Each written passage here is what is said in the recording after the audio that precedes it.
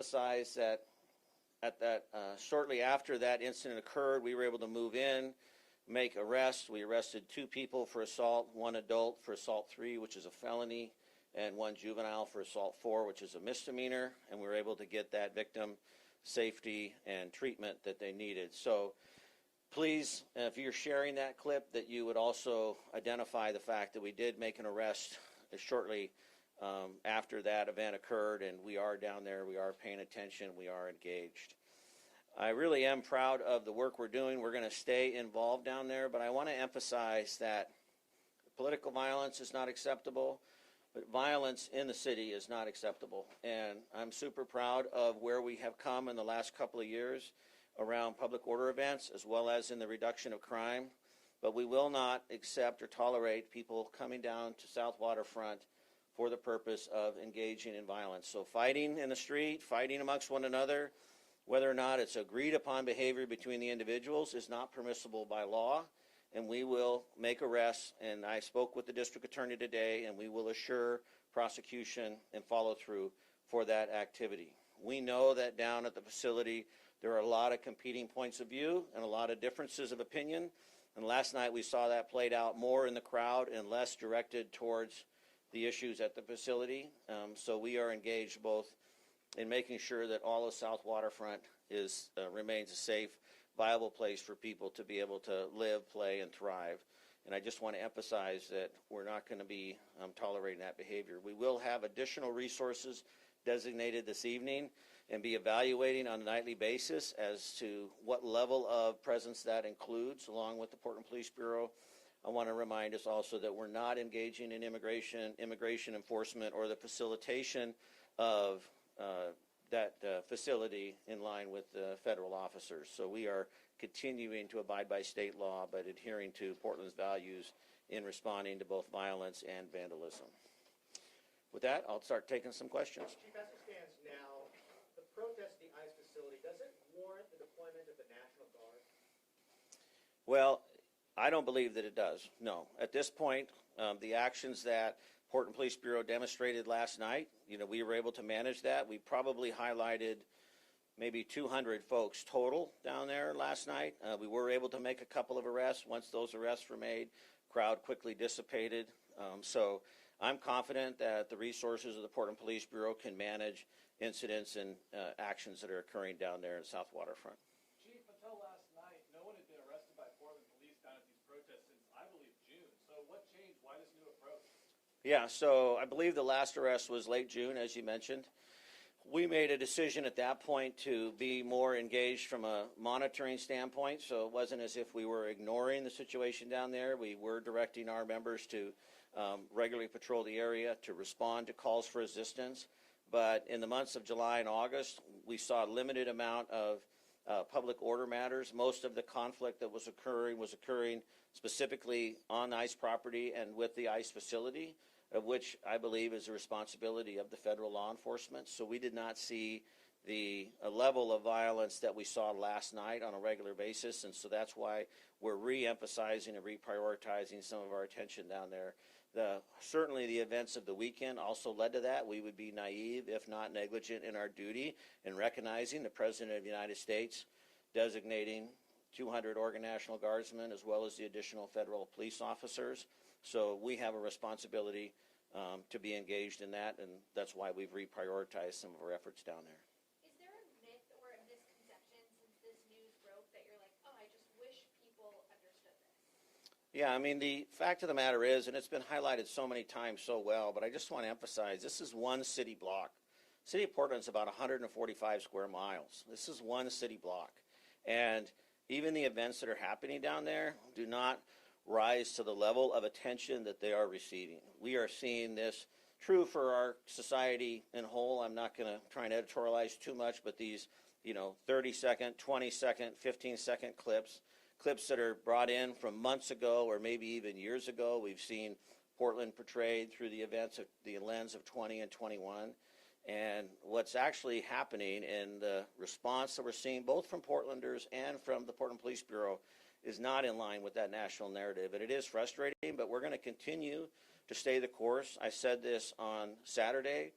the actions of the federal government and others doesn't change the resolve that the Portland Police Bureau has to continue to provide the highest level of safety and security and service to Portlanders. Chief, can I ask, it's my understanding that the city council had a budget directive that said they want to limit police use on things like monitoring protests. How do you reconcile that with this, or what's changing, if anything? Yeah, so I had that conversation with the mayor this morning. We recognized that that was a council request, but my responsibility is for the overall protection of all Portlanders, and we're going to prioritize the Police Bureau resources and budget in the way that we see is most beneficial. And right now, being able to be engaged and responsive, the risk is high as the whole world is watching to see how Portland is going to show up, right? We are seeing interest from across the country about Portland specifically, and I am incredibly proud to not only be the chief but to serve this city, and I see this as a chance for us to be able to demonstrate what we've learned, how we've grown, and the trajectory we are on that is very positive. And to do so, I'm going to make sure the Police Bureau can support that. Would you be concerned that federalized troops or the National Guard might escalate protests around the ICE facility? I don't know that the Guard or federal law enforcement will escalate it, but the belief and the perception around that could be seen as an escalation. I understand that trepidation that people have. I have been in conversation with our federal law enforcement partners over the last 24 to 48 hours and, continue to encourage all of us to be consistent in our messaging, in our approach. Obviously, they have, their mandate and their bosses and their organizational plans, which we are not privy to.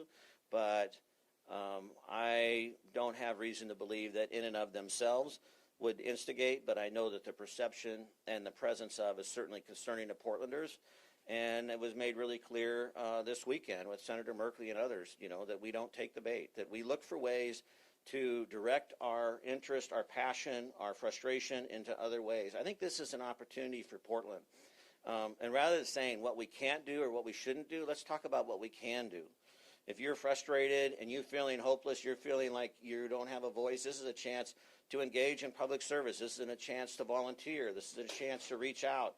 We have so many opportunities and needs as a community that we can take that frustration or that dissidence and maybe channel it towards something that's more productive versus focusing on what we shouldn't be doing. Yes. Federal law enforcement, are you in contact with which agency, and what have they been telling you? Yeah, I speak regularly with both ICE, with FPS, with the FBI, with the U.S. Attorney. I have conversations with them.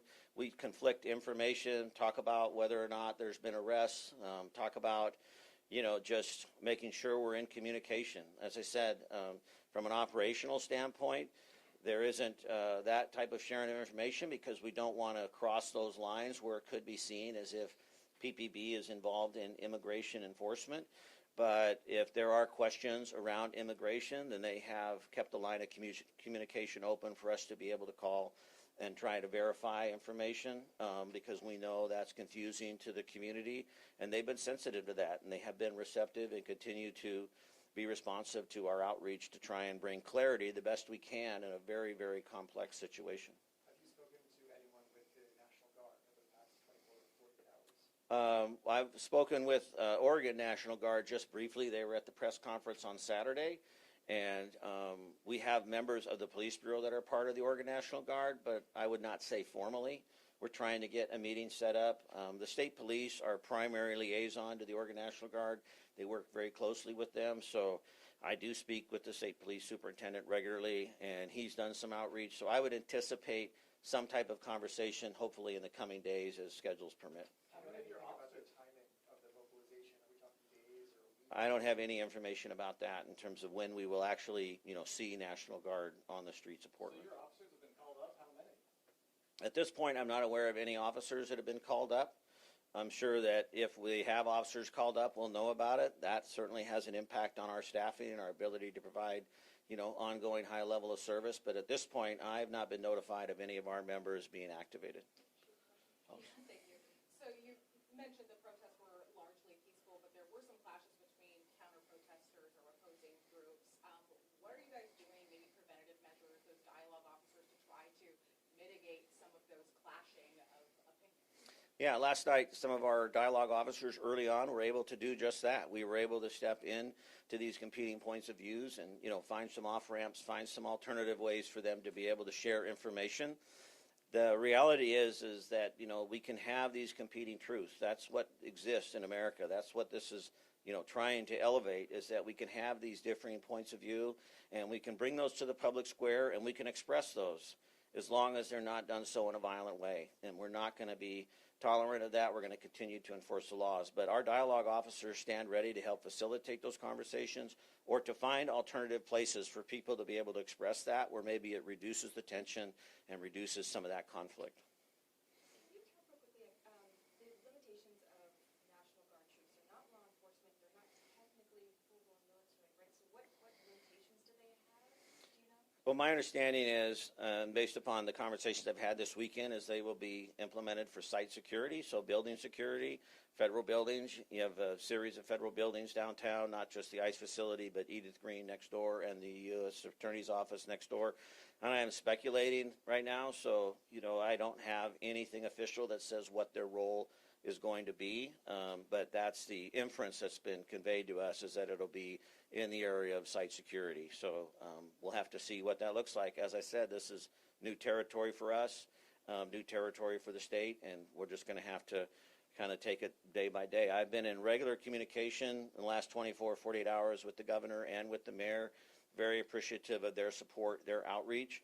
We are working very collaboratively as a city and as a state. I've been super encouraged at the lines of communication, the information sharing, and the cohesiveness we're seeing as we see both politics and operations collide here, right? We have practical things that are happening on the ground where Portlanders have a right to feel safe, and then we also have a lot of politics going on behind the scenes, which is not lost on any of us. And so we find this blending between the political and the operational challenging, but I'm grateful for both the governor and the mayor's support and confidence in us.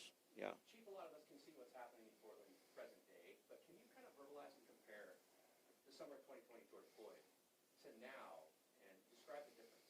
Yeah, there's, not just 5 years of time, but it's really night and day. And a couple of things I would highlight that are significantly different. One, Portland was very isolated, and the Portland Police Bureau was very isolated in 2020.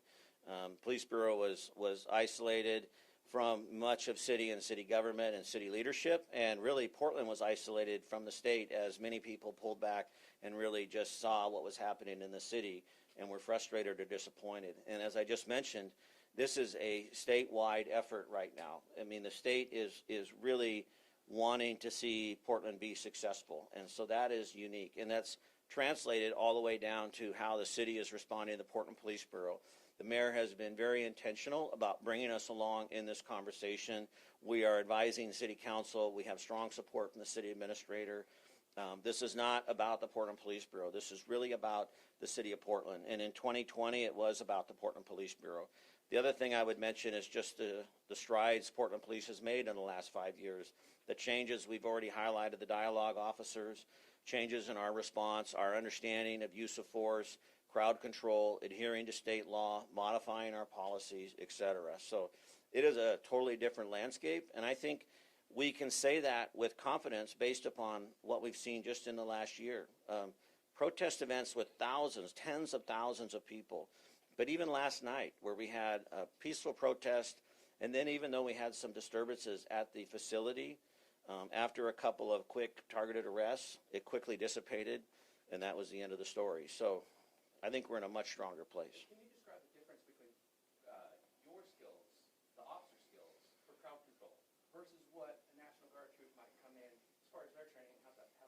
Well, I can't speak to the differences because I'm not familiar with how the National Guard does their training. What I can say is Portland Police is seen as an international leader in the area of public order management. We're regularly called upon to teach around the country, even as far away as England. We've pulled stuff from Europe, learned from Europe, as well as Canada. And our team is training at the gold standard recommended by National Tactical Officers Association. So we are really on the cutting edge of what it means to manage these public order events, and couldn't be more grateful for that and seeing how that's being applied in real time, focusing on crowd management, crowd support, less about crowd control, doing the outreach ahead of time, and we're seeing groups respond to that. We're seeing organizers reaching out to us and connecting with us, and us being able to touch places that we haven't in the past. What can you tell us about that helicopter that's been hovering overhead? We've been hearing a lot of concern from residents who can hear it. Is this a federal helicopter? What do you know? I have no details on the helicopter. I hear it as well, but I have no details on that. I refer that to, maybe it's the FFA or FAA would be my suggestion. I don't have any specifics on that. You didn't go out and buy one? No, Portland Police Bureau does not own a helicopter. You can't print that. You said Portland Police will be present at the facility tonight. Are you expecting another large demonstration there tonight? And in coming nights, you said that Portland Police will evaluate on an every basis whether they Right. need to go out there. What will be your threshold? How will you be evaluating, and what will you see that will make you decide whether to go? Right. Well, so I don't discuss specific operational plans because of security risk and, the safety of both our officers and for the community. But it's important to me in these early days where I know there is a lot of visibility and a lot of tension, given the announcement from the president, that Portlanders can feel assured that we are being focused and we are being engaged. So when we take these extra efforts, it does put a strain on the organization. We have to call in officers, on overtime. We have to reprioritize some of our response capabilities. And so it really is a day-by-day basis. And this is true for the city as a whole. I'm speaking specifically about what's happening down on South Waterfront, but we do this on a regular basis. If we have a major tactical incident, for example, we have to readjust our resources. And that could happen, in addition to this event. So we have a major crime, a homicide or something like that, we have to adjust. So it's not entirely uncommon, but I want to just emphasize that we're sensitive to the energy transpiring down there at this time, and we're paying attention to it. Are we good? What? Any more questions? A couple more? If you had the opportunity to share a single message to the president and those directly involved with the deployment of the National Guard, what would that message be? Well, my message is that I have tremendous confidence in the ability of the Portland Police Bureau to provide the highest level of safety and security for all of Portlanders and for all the facilities in the city of Portland. And that we are well on our way to demonstrating that throughout the efforts of the past couple of years, and I don't see that changing. So we're in good shape. I don't see the need for the National Guard at this time. I really believe that we've got a handle on it. Are you frustrated that you're responsible for public safety in the city and you don't even know the details or plans for soldiers coming here? No, it doesn't frustrate me because the reality is, as I said, this doesn't change how we show up. We're going to be consistent. We're going to be consistent in what we do on a daily basis, and we're going to have to adjust. It doesn't mean that I'm naive or not paying attention to these outside influences, but the message of the Portland Police Bureau is we're going to stay fixed on our goals. We're transforming the dynamic between the police and the people we serve. We're reducing crime and the fear of crime, and we're focused on organizational growth and development. We've been doing that for 2 years. We're going to continue to do that as long as I'm in this chair. We good? Thanks a lot, all right? Thank you.